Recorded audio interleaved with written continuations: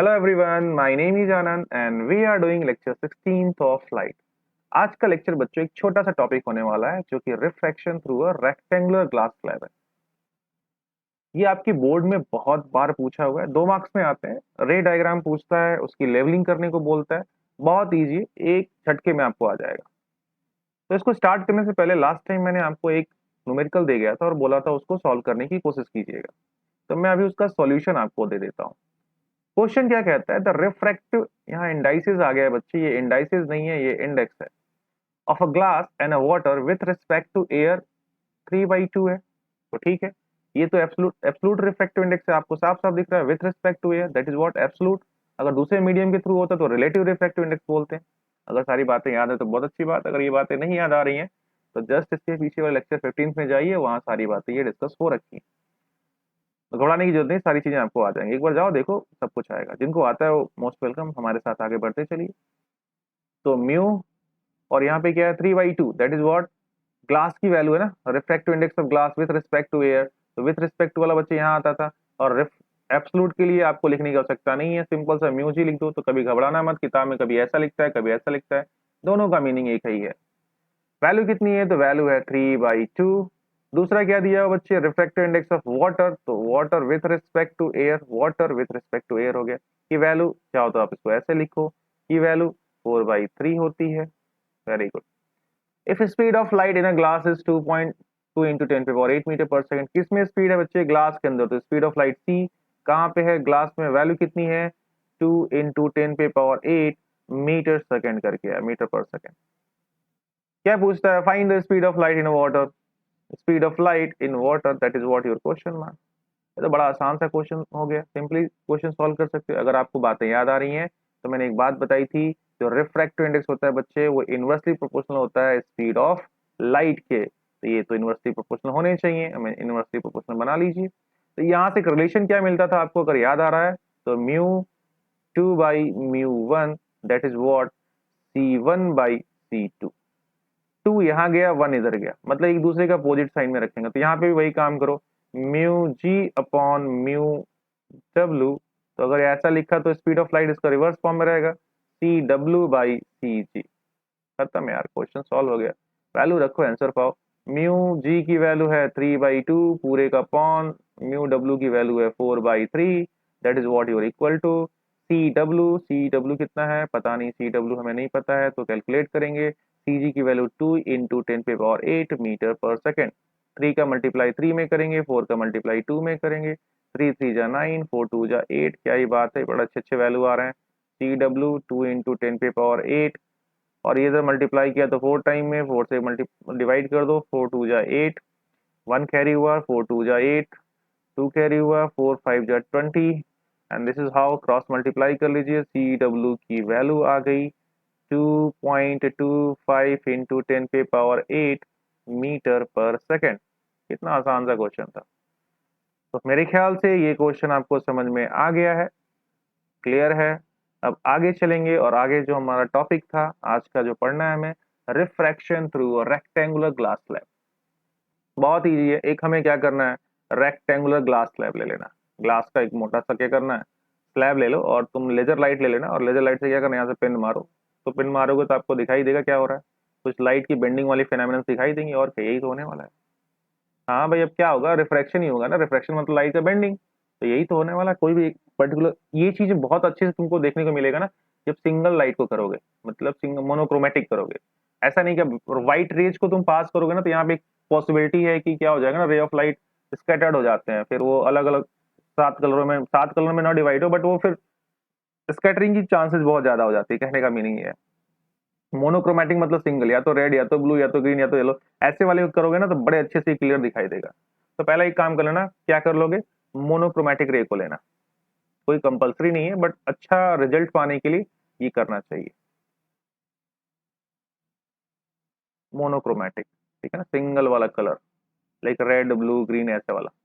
तो मोनोक्रोमेटिक हम रे लेंगे अच्छा रिजल्ट पाने के लिए। तो चलो देखिए क्या हुआ था, फिर उसके बाद कहानी बनाएंगे। एक हमारा रे घूमते फिरते ऐसे आया, और यहाँ पे ग्लास के स्लैब पे टकरा गया।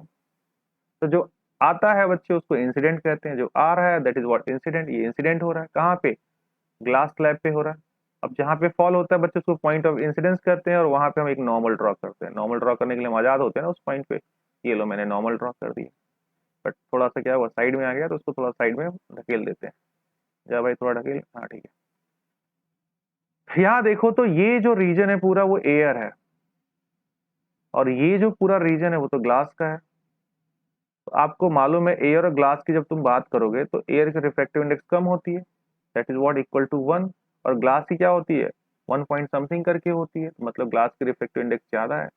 और ग्लास की रिफ्रैक्टिव इंडेक्स ज्यादा है, इस कंडीशन में रे ऑफ लाइट किधर बेंड होगी, रेयरर से डेंसर, बेंड्स टुवर्ड नॉर्मल। जब भी रे ऑफ लाइट रेयरर से डेंसर गई है वो हमेशा क्या हुई है, बेंड्स हुई है टुवर्ड्स नॉर्मल, नॉर्मल की तरफ वो क्या हो गई है, बेंड हो गई है ना। तो नॉर्मल की तरफ हमने बेंड कर लिया, थोड़ा सा और इसको झुका लो वरना जो मैं बताना चाहूंगा उसमें दिक्कत होगा।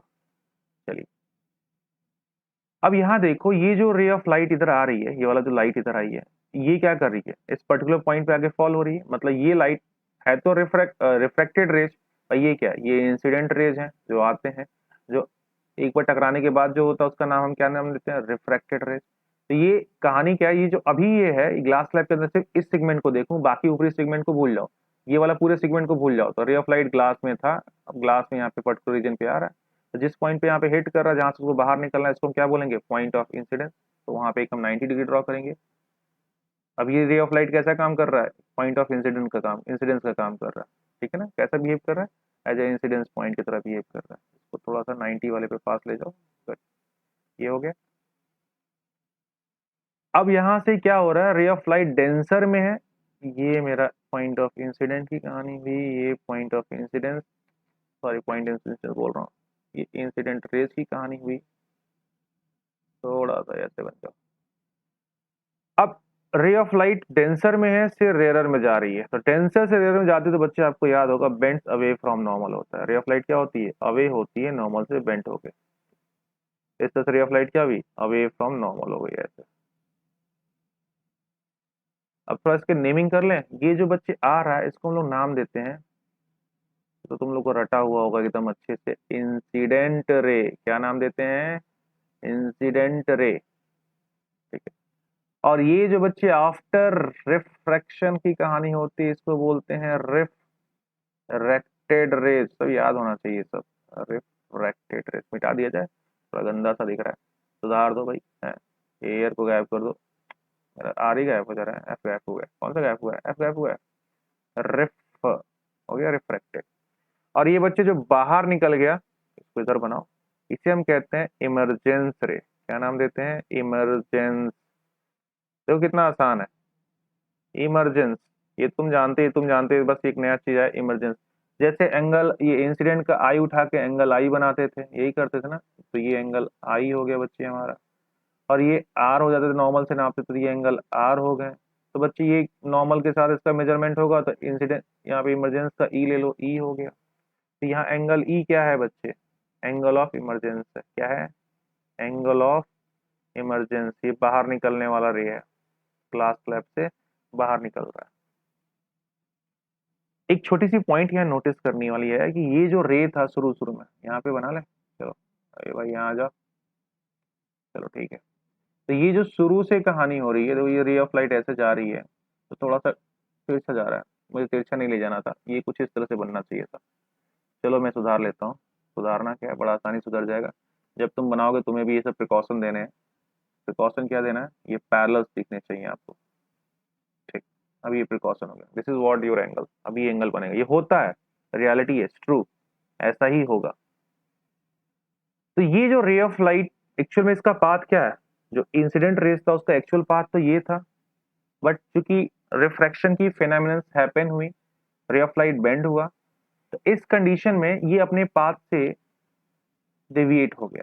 तो जब हम इस पाथ को आगे बढ़ाते हैं, एक्सीड करते हैं, एक मतलब इमेजिनरी लाइन ऐसे बढ़ाते हैं, ये एक्चुअल में पाथ ऐसा तो है नहीं, ये लाइन जो है वो क्या इमेजिनरी है, रियल रेज नहीं है, इमेजिनरी रेज है, ऐसे कंडीशन में बढ़ा दिया।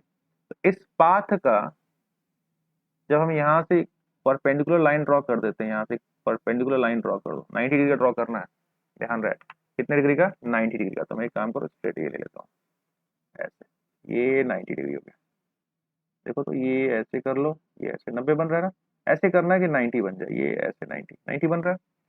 तो इनके बीच का जो 90 डिग्री बनाने पे जो तुम्हें डिस्टेंस मिल रहा है, इस डिस्टेंस का एक नाम दिया गया, वो नाम होता है बच्चे लेटरल डिस्प्लेसमेंट। इसका नाम क्या पड़ा? लेटरल डिस्प्लेसमेंट नाम है, लेटरल डिस्प्लेसमेंट। क्या है बच्चे? ये परपेंडिकुलर डिस्टेंस है बच्चे बिटवीन, इसका नाम लिख लो कुछ, P Q and M N. जो इमरजेंस रेज है और वो पाथ जिसपे इंसिडेंट रेज पास होती, इन केस अगर उसमें रिफ्रैक्शन की फिनोमेनन नहीं होती, in that case the perpendicular distance between, ठीक है ना, them is what known as lateral displacement. तो यहाँ पे क्या होगा, एम, इसको कुछ और नाम दे, एम ले लिए, एन ले लिए, और यहाँ पे पी क्यू हो गया, तो यहाँ पे आर लिख लो। तो this is M R is what, the distance M R is what आपका लेटरल डिस्प्लेसमेंट है। होपफुली ये पॉइंट आपको क्लियर हो गया। इतने ही पॉइंट्स आपको बताने होते हैं, इतने ही नेमिंग को लेवल करने होते हैं, बाकी सारी चीजें आपको क्लियर हो गई। तो रेयरर से डेंसर में गए तो बेंड्स टुवर्ड्स नॉर्मल, डेंसर से रेयरर में गए तो away from normal. Angle of emergence refraction, यहाँ पे तो आर हुआ, तो यहाँ पे एंगल ऑफ रिफ्रैक्शन कहलाएगा, और यहाँ आई है तो एंगल ऑफ इंसिडेंस कहलाएगा, इंसिडेंट एंगल की कहानी हो गई। तो ये फिनोमेनन थी refraction through a rectangular glass slab. जब आप नेक्स्ट जब चैप्टर पढ़ोगे ना, human I and colourful world, उसमें आपको देखने को मिलेगा किस तरह से रे ऑफ लाइट स्कैटर्ड हो जाती है 7 रंगों में। व्हाइट रे जब आप लेके जाओगे ना, तो 7 रंगों में स्कैटरिंग की फिनोमेनन देखोगे, वहां पे भी यही सारे फिनोमेनन होंगे, सारी कहानियां, बट वहां पे रे ऑफ लाइट को बिखरते हुए हमें पढ़ना होता है। तो वहां पे चीजें और क्लियर होंगी। क्यों मैंने आपको यहाँ मोनोक्रोमेटिक रे बोला? क्योंकि अभी यहाँ की वो टॉपिक नहीं, अभी स्टार्ट करें तो यहाँ पे 15-16 मिनट उसी को लग जाएंगे समझाने में। तो जब वहां आएगा तो वहां डिस्कस किया जाएगा। बट अच्छा रिजल्ट पाने के लिए तुम्हें बाद में दिमाग में रखना होगा मोनोक्रोमेटिक रे चाहिए, और ये कुछ चीजें हमें, मतलब ये कुछ फिनोमिनन हमें देखने को मिलेगा जब ये एक्सपेरिमेंट हम परफॉर्म्स करेंगे। तो चलिए, तो आज इसमें इतना ही रखा जाएगा।